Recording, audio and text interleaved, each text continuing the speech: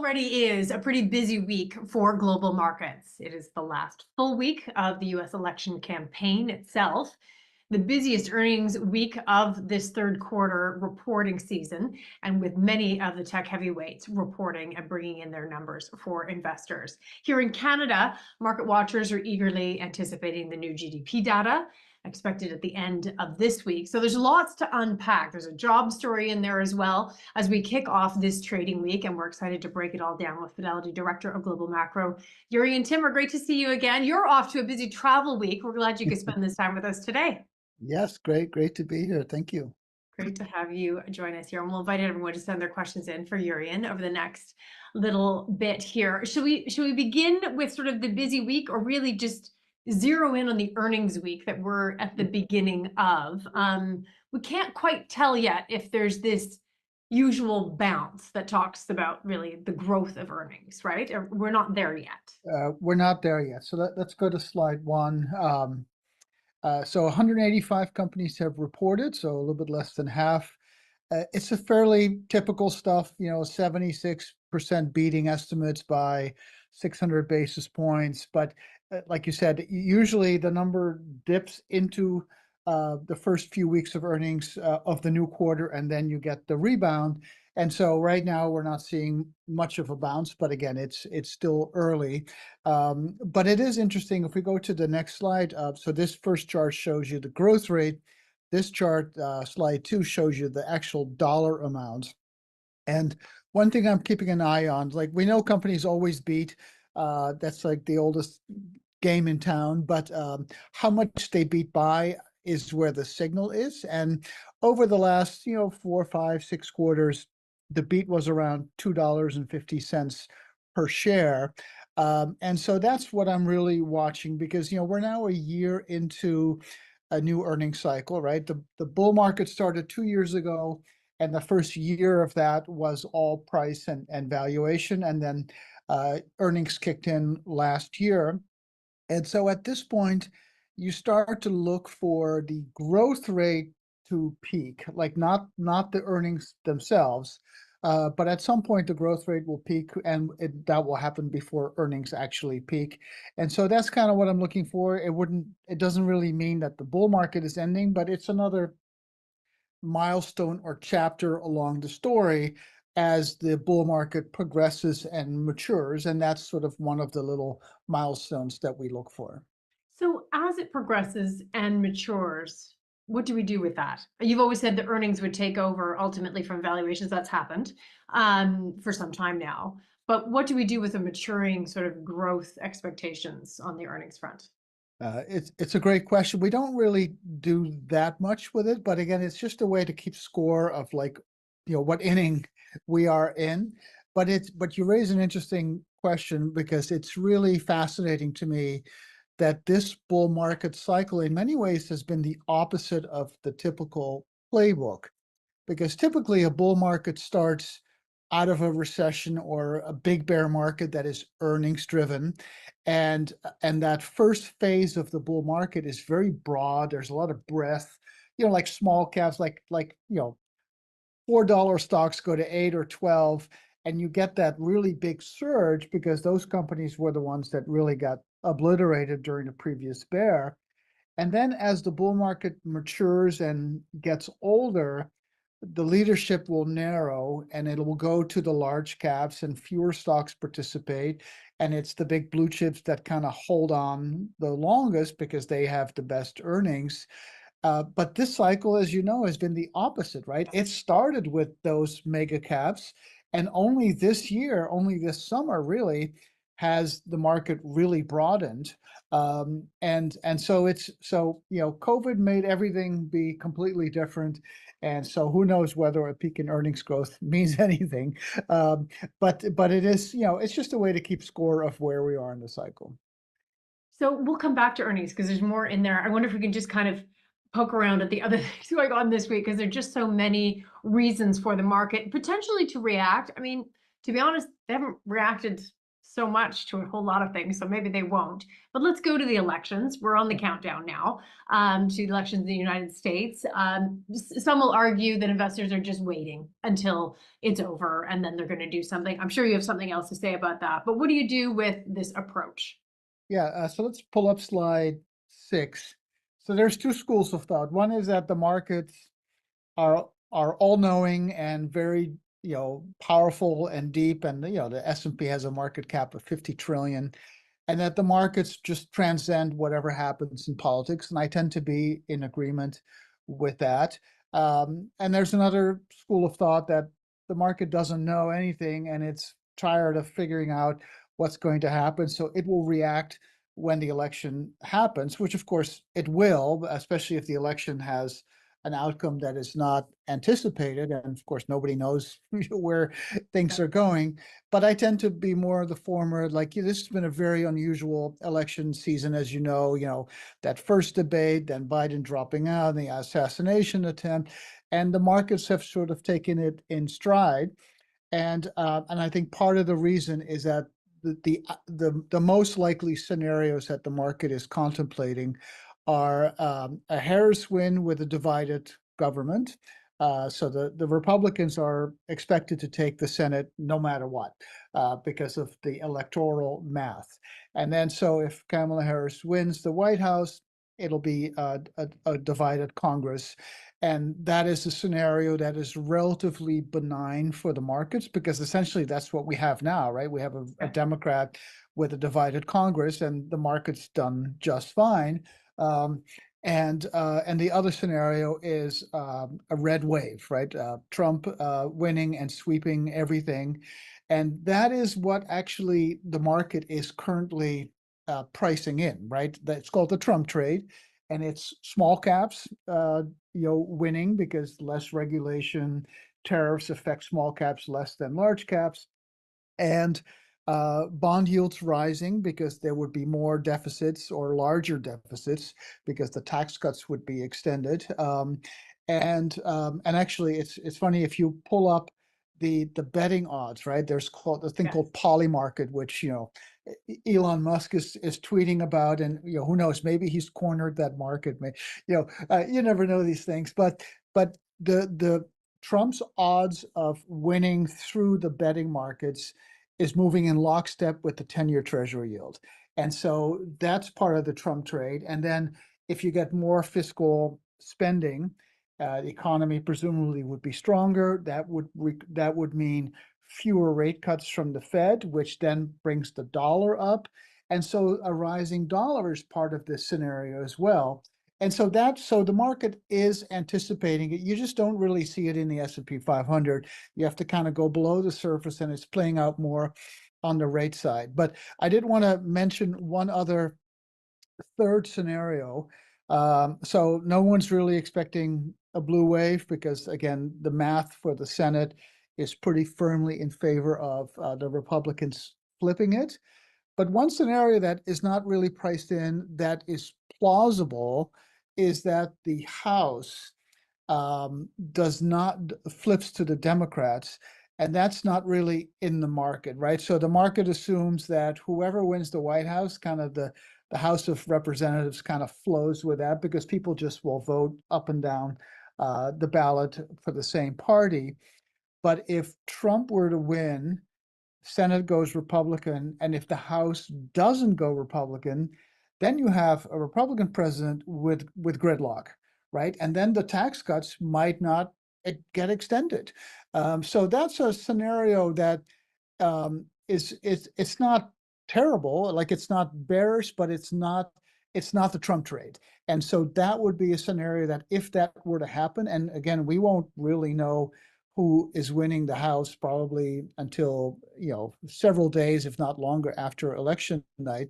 So that might keep the market in limbo, and that means that the bond yield, the dollar, and other parts of the Trump trade will kind of be hanging on there until we have more clarity. Hopefully, it doesn't take too long to figure out who's actually won.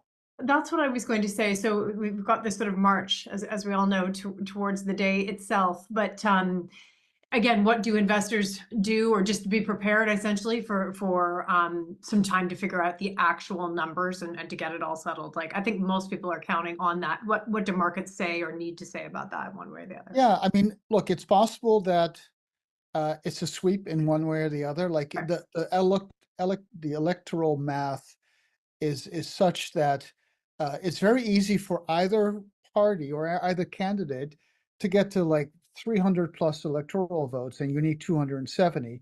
So if a few of the important swing states are known on election night, then at least the top of the ticket will be known, and then it'll be a question of really the House of Representatives, right?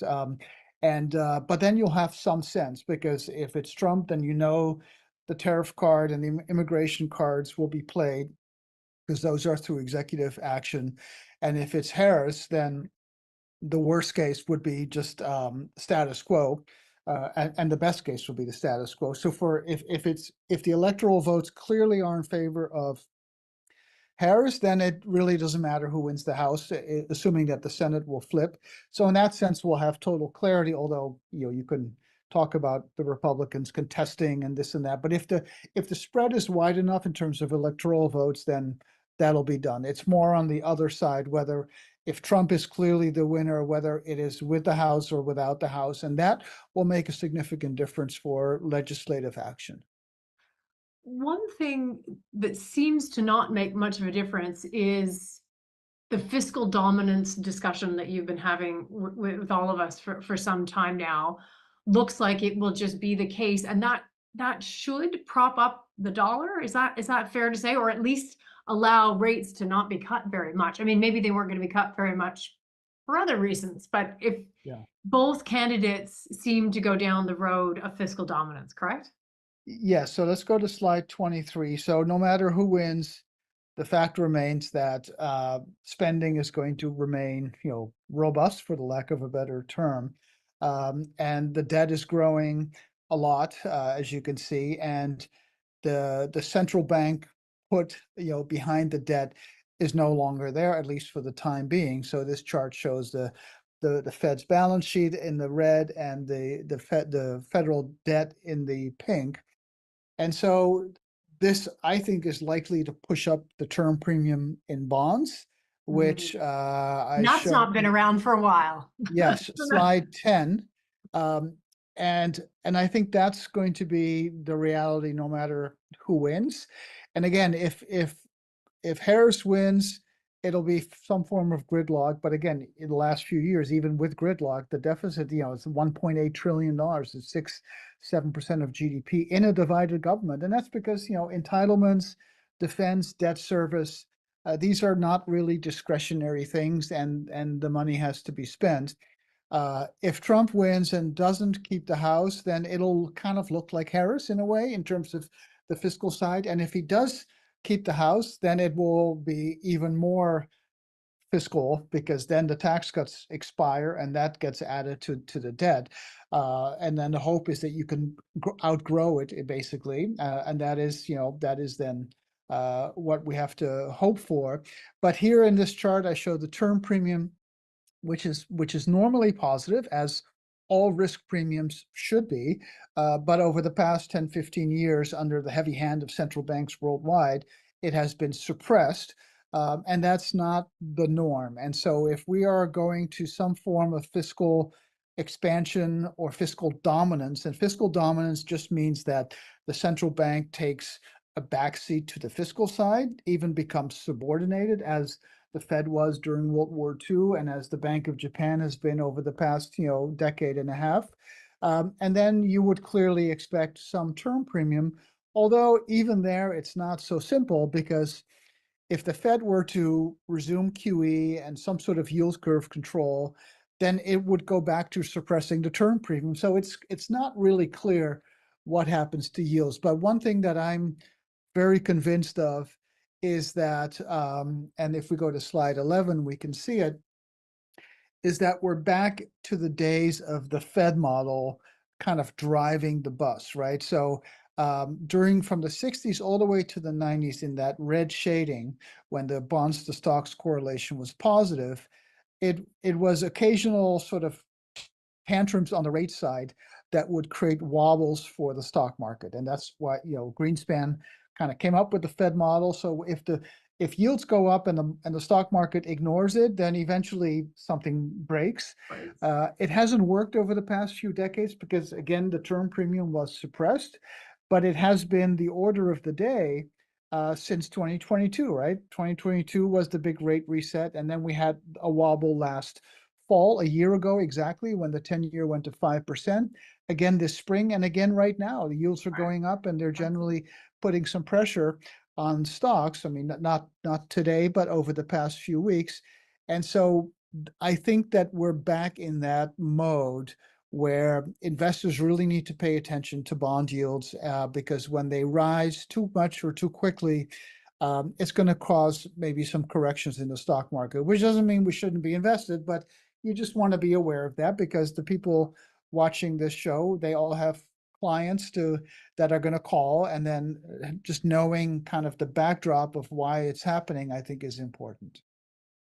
There's some thought that in the markets we're in for years ahead of low returns. Um, some other houses have called this, but probably there are other prevailing thoughts on this front. How do you respond to sort of the low returns in the future kind of discussion? It's amazing because I've been getting asked, like, so it's a Goldman Sachs report, David Costin, who I've known for years. So certainly very thoughtful people. But everywhere I go, people are asking about the Goldman Sachs report, which, But in I've case heard it even from people not, like I know, there it's seems to incredible. be some So wind in the sails. So this notion of a lost decade, 3% returns for the stock market is what they're calling for, 4% for the bond market. So stocks would actually underperform bonds by a slight amount. But we've talked about a version of this for forever, and slide 5 shows it. So Goldman comes out with this from a different angle. They're saying that when the market is as concentrated as it is now, eventually mean reversion sets in. And when that happens, those big stocks, they kind of pull the averages down, which, is what happened in the early 2000s for sure.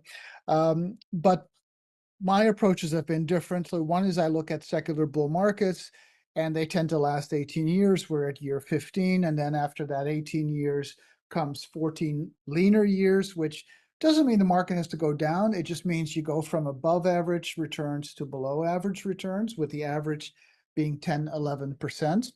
But the CAPE model, which I show here, is probably the most robust take on it. And it simply says that if you have very high valuations, as we do today by some metrics, not the average stock, but the cap weighted, and especially like a 5-year or a 10-year cyclically adjusted PE, when you have a high starting PE, it creates a very high hurdle for future returns, which makes sense, right? If you're starting to invest, or you invest a lump sum today when the PE is 40, that's a higher hurdle than when it's 5, right? So it makes sense. And so the CAPE model in the bottom panel here shows you the trailing PE, and I use a 5-year price to cash ratio against the next 10-year annualized return, or CAGR. And you can see it's like a perfect match. And so it does suggest that we are at the peak of the rate of change. We got a couple more years hanging out at these kind of high returns, well into the double digits. And then we start mean reverting back down, and we end up at 6%. So I've got I've got a 2x better number than Goldman, but the idea is the same, which is that the next 10 years are not going to be as plentiful as the last 10 years. And that's how the markets work. They've always worked that way. So you harvest your gains while you can, and just make sure you're prepared, for less stellar years, which we can do by just managing our customers' expectations. Right, right. No, it's fascinating how all of this kind of gets worked through and then discussed, and people sort of worry about it ultimately. I wonder if we can talk a little bit more about the liquidity story for stock market. So yields were high, the Fed was doing what it was doing, other central banks, same thing, pulling liquidity out of the market because people weren't weren't inclined to borrow or ultimately to lend. But stock market's kind of held up. You discussed this a little bit recently. Talk us through why maybe we don't need to worry about that. A slightly less liquidity environment for the last few years, and we seem to be holding up fine. Yes, and we uncovered this or talked about this last week. But if we pull up slide 4, I think there's a good reason to think that actually there's another liquidity wave starting, and I think the rally in gold is sort of very much about that. So this chart shows the MSCI All Country World Index. The red line is global money supply. The purple bars is the growth rate in money supply, and the yellow bars on a reverse scale is the real yield, so the TIPS yield, but upside down so that it kind of is more intuitive. And real yields are coming down while money supply growth is going up. And for gold, for instance, and that's actually, let's pull up slide 12. That's like a perfect storm, right? I mean, gold trades on monetary inflation and real rates. And so you can see this is one of the reasons why gold is up. But it's interesting, and I'm kind of like trying to sleuth around thinking about what might happen next year. And we talked about this last week, but when you think about the Fed's quantitative tightening, Right. it really didn't have that much of an impact on the market. I mean, the Fed shrunk its balance sheet by $1.9 trillion. And a lot of people a couple of years ago would have said, oh my God, this is, the market's a house of cards. It's a bubble. It's addicted to liquidity. You take that punch bowl away and it's all going to crash. And it didn't. And the reason is that quantitative tightening was offset by technical factors, including the reverse repo program, and then also the Treasury's cash balance at the Fed, called the TGA account. And movements in those two buckets of liquidity almost completely offset the Fed's quantitative tightening. And the reason this could be important is because the reverse repo bucket is almost depleted. There's a couple $100 billion left. And the thinking is that once that's gone, the Fed will stop quantitative tightening. And then on top of that, the Treasury has replenished its cash. This was an artifact of the debt ceiling, debacle a year and a half ago in the summer of 2023. And when the Treasury can't issue bonds or bills, it draws down its cash balance in order to pay the bills. And because of the plumbings of reserves and all that stuff, when it does that, it's stimulative. It's like a backdoor fiscal QE in a way. And then the opposite is also true. It becomes tightening when it replenishes the account. But when it did that, the reverse repo program was drawn down because money markets could buy T-bills again because the Treasury was issuing them again. So long story short, the fiscal cliff resumes next January. Right? They always just kick the can down the road. Yeah. These things never actually get fixed. So we're going to have to deal with the fiscal cliff again, assuming that there's some kind of divided government, right? Obviously, if one party sweeps, it's not an issue. They just vote up and down the line and they raise the debt ceiling and it's all good. But if there's some form of gridlock, this will be an issue. And the Treasury can then spend down $830 billion in its TGA account while China is now stimulating, while fiscal deficits are ongoing. The Fed is now cutting. QT might be ending soon. And so it's easy to see that 2025, rather than producing a recession, actually could produce another liquidity wave that actually gets the economy going again and maybe pushes inflation back up, which means the Fed can't cut as much. And so it's a scenario worth contemplating, and it's what gold is kind of hinting at. Yeah, fascinating how policies work. It's a great question, sort of just tipping over to the labor side of things. We've got jobs reports on both sides of the borders coming up over the course of the next sort of this week and next. Consequential ones as well. This question saying, given the recent port strikes, we've got some going on here in Canada, potentially in the US, you fought through some already. How might these disruptions impact manufacturing, agriculture, retail? It's a supply chain story. Yeah, I mean, supply chains, obviously, when they get disrupted, it causes inflation. Um, uh, and I think the market, like if it's a strike, like investors would look through that because that is not considered a permanent thing. It's like a hurricane. It's like it will get rebuilt, and the headline CPI might get a bump for a few months, but the Fed would not. The Fed would look through that, and they wouldn't really affect the core number so much. So I'm not too worried about that. The labor market is in balance now. It's a remarkable feat. It is Uh, amazing. yeah, I mean, when you look at the JOLTS report, and the JOLTS report will get released next week, and then the payroll report will come shortly after that. So we got a lot of data on the labor front. But the economy obviously had a heart attack during COVID, reopened fairly quickly. With that comes the demand for labor, but 3 million people left the labor market during COVID. So there was that lack of supply of labor, even though the demand was there. And that caused, again, the JOLTS report, you had that big bump in the number of job openings per available worker, I should say. And that has completely gone back to the zero line without any increase in jobless claims. So in that sense, I don't know if this was the Fed doing it or if the Fed just got lucky that the market cycle, the economic cycle just did this on its own. But it's a remarkable feat. And this is one of the reasons why the Fed has some room to cut inflation as well. But the labor market is in like perfect balance now. And that's, that's a good outcome because it removes the labor side of the dual mandate of price stability and full employment. At least for now, it kind of puts that labor side sort of in the okay bucket and not in the something that needs to be fixed bucket. We only have a couple of minutes left. We don't have to leave completely on this, but just the price of oil is a question coming in about it. We've had renewed strikes, also renewed discussions of a ceasefire. There's lots of moving parts in that story. Oil ultimately taking it on the chin a bit. So what do we do with that? Just sort of wait and watch?